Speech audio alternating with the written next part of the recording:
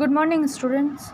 हम लोग कहानी पढ़ रहे थे हेनरिक स्कैनविच की नन्हा संगीतकार। ये कहानी एक नन्हे बालक की है जो बहुत ही कमज़ोर था, जिसका नाम जैन रखा गया। उसे संगीत से बहुत ही अधिक प्यार था। हर चीज़ में उसे संगीत की धुन सुनाई देती थी। अब कहानी हम लोग आगे पढ़ते हैं। बालक दिनों दिन कमज़ोर और दुर्बल होता जा रहा था। बालों का गुच्छा पहले से घना होते जा रहा था। आंखें हर वक्त चौकन्नी और आंसुओं से भरी रहती। उसकी आंखें हमेशा पानी पानी रहती थीं। छाती और गाल धंसते जा रहे थे। वह कभी भी आम बच्चों की तरह तंदुरुस्त नहीं हो पाया। उसका वही हाल था जो उस बेचारी गरीब सारंगी का था, जो मुश्किल से ही बच पाती थी। फसलों की कटाई के वक्त वह लगभग फांके ही करता था, मतलब भूखे रहता था, क्योंकि ऐसे वक्त वह महज कच्चे सलजम खाकर जीवित रहता था। उसकी एक ही चाहत थी कि किसी तरह एक वायलिन उसे मिल जाए, मगर अफसोस उसकी इस चाहत ने उस बदनसीब की जान ले ली। उसकी क्या चाहत थी? उसकी चाहत थी कि बस उसे एक बार वायलिन मिल जाए कि वो उसे बचा पाए, और यही चाहत उसके लिए जानलेवा साबित हुई। ऊपर बंगले का मालिक बेरन और उसका परिवार अरसे से इटली में रह रहा था। बंगले की देखभाल करने वाले वर्दीधारी सिपाही के पास एक वायलिन था, जो कभी कभार वह अपनी खूबसूरत प्रेमिका या फिर नौकरों को खुश करने के लिए बजाता था। जैन को अक्सर ऊंचे ऊंचे पौधों के बीच नौकरों के हॉल के दरवाजे के पास दुबक कर बैठा रहता था। क्यों? वायलिन की आवाज़ सुनने पर उस पर एक ही धुन सवार रहती थी। किसी तरह उस संगीत को सुन सके, या फिर कम से कम वायलिन ही एक झलक भर पा सके। एक बार वो उसे देख भर सके, छू नहीं सकता है तो किसे? वायलिन को। वायलिन हमेशा दरवाजे के सामने दीवार पर टंगा रहता था। बालक हसरत भरी निगाहों से उसे निहारता। ऐसे वक्त उसकी समूची आत्मा आंखों में उतर आती। यह उसके लिए दुनिया की सबसे कीमती चीज़ थी। अचानक एक मूक चाहत ने उसे जकड़ लिया। काश किसी तरह वह एक बार उसे अपने हाथों से छूकर या बहुत नज़दीक से जाकर देखे। इस ख्याल मात्र से उसका जो दिल था वह बल्लियाँ उछलने लगा, मतलब खुश होने लगा। एक शाम उसने देखा कि नौकरों के कमरे में कोई नहीं था। पूरा परिवार यूं भी इटली में ही रहता था। घर खाली था। वर्दीधारी सिपाही भी अपनी प्रेमिका के साथ कहीं घूमने निकल गए थे। झाड़ियों में छिपा जैन को दरवाजे की छिद्री में से बहुत देर तक अपने लक्ष्य को निहारता रहा, देखता रहा। चंद्रमा अपने पूरे शबाब के साथ आसमान में दमक रहे थे। कमरे के भीतर भी उसकी किरणों से एक घेरा बन गया, जो सामने की दीवार पर पड़ रहा था। फिर धीरे धीरे रोशनी का यह घेरा वायलिन पर सिमट आया और वायलिन रोशनी में नहा उठा। बालक ने देखा कि घने अंधेरों के बीच दुधिया रोशनी में वायलिन चमक रहा था, इस कदर उज्ज्वल कि उसकी चकाचौंध से वह बौरा गया। उसके तार, गर्दन, किनारे सब कुछ साफ दिखाई दे रहे थे। कुटियाँ जुगनू की मानिंद चमक रही थी, और वायलिन का गज भी एकदम जादू की छड़ी के माफिक था। वाह, कितना खूबसूरत है! एकदम जादुई। जैन को ललचाई नज़रों से उसे ताकता रहा, देखता रहा। वह लताओं के बीच दुबक कर बैठा था। उसकी कोहनी कमज़ोर घुटनों पर टिकी हुई थी, अवाक, निश्चल।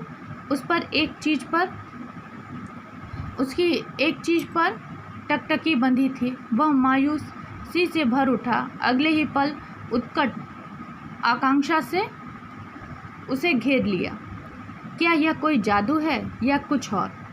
वायलिन का जुनून उस पर मंडरा रहा था। क्षण भर के लिए वायलिन अंधेरे में डूब गई, पर फिर दुगनी आभा से चमक उठी। जादू! वाकई यह जादू ही था। इसी बीच हवा सरसराने लगी, पेड़ डोलने लगे, लताएं मंद मंद फुसफुसाने लगी, और यह सभी मानो उस बालक को उकसा रही हैं। इस सब में उसे लग रहा है कि जैसे ये सब हिल कर के उसे कह रही हैं कि जाओ जैन को, जाओ, आगे बढ़ो और उसे छू लो। क्यों? क्योंकि वहाँ कोई भी नहीं है। रात उजली और निर्मल थी। बीच में तालाब के किनारे बुलबुल ने कुहकना शुरू कर दिया, कभी हौले हौले तो कभी ज़ोर से। उसकी गीत के बोल थे, आगे बढ़ो, हिम्मत करो, जाकर छू लो प्यारे। मतलब उसको जहाँ से जो आवाज़ सुनाई देती थी उसे यही लगता था कि सब उसे कह रहे हैं कि जाओ, आगे बढ़ो और वायलिन को छू लो। एक ईमानदार काला कौवा बालक के सिर पर मंडराने लगा और काँव काँव करने लगा। नहीं जैन को नहीं। कौवा उड़ गया। उसे लगा कौवा उसे कह रहा है कि नहीं, मत जाओ वहाँ। ये कह के वह उड़ गया। बुलबुल अभी भी गा रही थी। लताएं दुगने वेग से फुसफुसाने लगी, जाओ, वहाँ कोई नहीं है। उसे लग रहा है सबकी गति बढ़ गई है, आवाज़ बढ़ गई है। सब उसे ज़ोर ज़ोर से कह रहे हैं कि जाओ जाओ, वहाँ कोई नहीं है, तुम उसे छू सकते हो। वायलिन अभी भी चंद्रमा की रोशनी के घेरे में टंगा हुआ था। अब वह घनी लताओं के पीछे से उठ खड़ा हुआ। दहलीज पर उस नाजुक बालक की धौंकनी की तरह चल रही सांसों को साफ सुना जा सकता था। क्षण भर बाद ही सफ़ेद झबला ओझल हो चुका था। केवल एक नन्हा पैर सीढ़ियों पर दिख रहा था। दोस्त कौवे ने एक बार फिर व्यर्थ में चक्कर काटकर आगाह किया, नहीं नहीं, पर जैन को भीतर घुस चुका था। मतलब वहाँ जितने पत्ते, पेड़, कोयल सब उसे उकसा रहे थे। एक कौवा ही है जो उसे मना कर रहा था। इसीलिए यहाँ कौवा को दोस्त कहा गया है। तालाब में मेंढक अचानक टर्राने लगे, मानो किसी ने उन्हें डरा दिया हो। फिर अचानक शांत हो गए। बुलबुल ने गाना बंद कर दिया।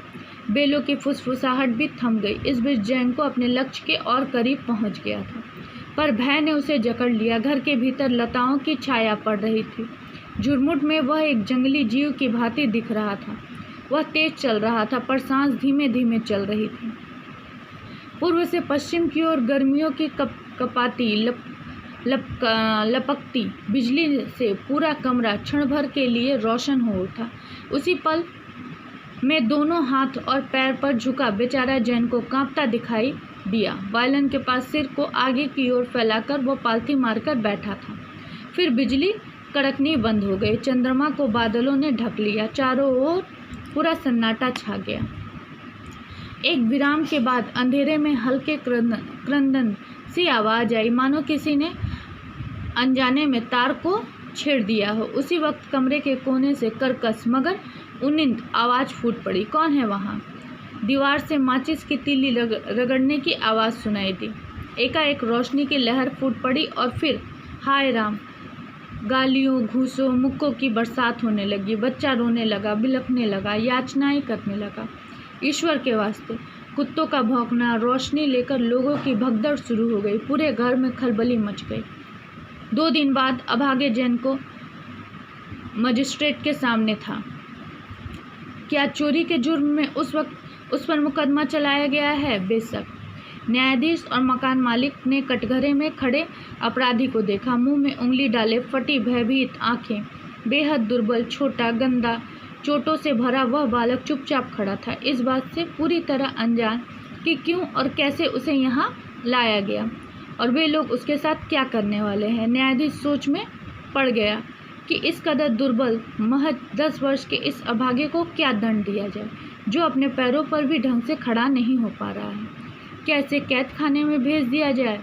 यूँ भी बच्चों के साथ इतना बेरहम नहीं हुआ जा सकता।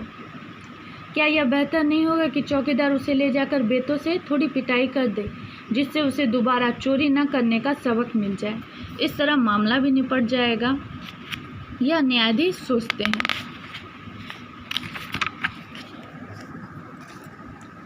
हाँ, यही बढ़िया होगा। चौकीदार को बुलाया गया। इसे ले जाओ, चेतावनी के बतौर बेत से पिटाई करो। मोटी बुद्धि वाले चौकीदार ने अपना सिर हिलाया। जेनको को वह किसी बिल्ली के बच्चे की माफिक बगल में दबाकर अस्तबल में ले गया। या तो उस बालक को कुछ समझ में नहीं आ रहा था, अथवा वह इस कदर भयभीत था कि उसने मुंह भी नहीं खोला। भयभीत नन्हे परिंदे की भांति चारों ओर देखने लगा। उसे तब जाकर एहसास हुआ कि वह चौकीदार ने पकड़कर फर्श पर लिटा दिया और उसे हाथों से पकड़कर बेंच से पीटने लगा। बेचारा जेनको चीख उठा। माँ हर वार के साथ उसकी आवाज़ क्षीण और कमज़ोर होती जा रही थी। कुछ देर बाद वो चुप हो गया। फिर उसने माँ को पुकारना बंद कर दिया। बेचारा टूटा हुआ वायलिन। क्रूर चौकीदार ने बड़ी बेरहमी से बालक को पीटा था। यूँ भी अभागा नन्हा जेनको हमेशा से ही दुर्बल था, यानी कि दुबला पतला और कमज़ोर, बड़ी मुश्किल से सांस ले पाता था। आखिर उसकी माँ आई और बच्चे को अपने साथ ले गई, पर उसे गोद में उठाकर ले जाना पड़ा। अगले रोज़ जेनको उठ नहीं सका। तीसरे रोज़ उसने आखिरी सांस ली। घोड़े के जीन के कपड़े से ढके बिस्तर पर वह हमेशा की नींद में सो गया। जब वह इस तरह मृत्यु के आगोश में था तो खिड़की के पास चेरी के वृक्ष पर अबावली पक्षी चहकने लगे। सूरज की किरणें भीतर झांकने लगी और बालक के लच्छेदार बाल और रसकहीन सूखे चेहरे के चारों ओर तारों की ज्योति का एक पुंज दमकने लगा, मानो किरणों ने इस नन्हे से बालक की आत्मा को स्वर्ग में ले जाने के लिए एक मार्ग बना दिया है। ऐसे बदनसीब बालक को कम से कम मृत्यु की इस घड़ी में सूरज की रोशनी से भरा एक उज्ज्वल और चौड़ा मार्ग नसीब हुआ था, वरना जीवन भर उसे कटीले रास्ते पर ही चलना पड़ा था। उसकी बेजान छाती अभी भी हल्की सी हिल रही थी। बालक अभी भी बाहरी दुनिया की आवाज़ों के प्रति सचेत था, जो खिड़की की मार्फत भीतर जा रही थी। शाम का वक्त था। खेतिहार बालाएं काम से लौट रही थी, गाते हुए जा रही थी। पास से ही नदी की कलकल सुनाई दे रही थी। जेनको ने आखिरी मर्तबा देहात के संगीत को सुना। घोड़े के जीन के कपड़े पर उसके पास ही वह सारंगी भी रखी थी, जो उसने काठ के टुकड़े से बनाई थी। मरणासन पर का चेहरा अचानक चमक उठा। उसके सफ़ेद होंठ फुसफुसाए। माँ, क्या बात है मेरे लाडले? माँ ने पूछा, लेकिन उसकी आवाज़ सिसकियों में दब गई। माँ, भगवान ने मुझे स्वर्ग में असली वायलन देंगे? पूछता है, क्या भगवान मुझे स्वर्ग में असली वायलन देंगे? हाँ मेरे बच्चे। वह इससे ज़्यादा कुछ नहीं बोल पाई। भीतर जज्बा आंसुओं का सैलाब फूट पड़ा था। वह केवल बुदबुदाई, ओ जीसस। फिर मेज पर सिर रखकर फूट फूट कर विलाप करने लगी। सब खत्म हो चुका था। जब उसने सिर उठाया तो देखा कि नन्हे संगीतकार की आंखें खुली पर निश्चल थी, जब मुख पर शांति, गंभीरता और दृढ़ निश्चय झलक रहा था। सूरज डूब चुका था। नन्हे जैन को ईश्वर तुम्हें शांति दे। अगले रोज बेरन और उसके परिवार वाले इटली से अपने बंगले में लौटे। घर के दूसरे सदस्यों के साथ बेटी और उसका मंगेतर भी था। इटली वाकई कितना दिलकश देश है, युवक बोला। हाँ, वहाँ के लोग भी शानदार हैं, कलाकारों का देश है वाकई। उनकी कला को देखने और उसे प्रोत्साहित करने में कितना आनंद आता है, नवयुवती ने जवाब दिया। जेनको को कब्र पर कितने ही कीड़े मकोड़े भिनभिना रहे थे। मतलब वहाँ के कलाकारों की तारीफ की जा रही थी और यहाँ एक कलाकार को मौत के घाट उतार दिया गया। क्यों? क्योंकि उसने वायलिन को मात्र छुआ भर था। तो ये था अभी हम लोगों ने जो कहानी पढ़ी, नन्हा संगीतकार।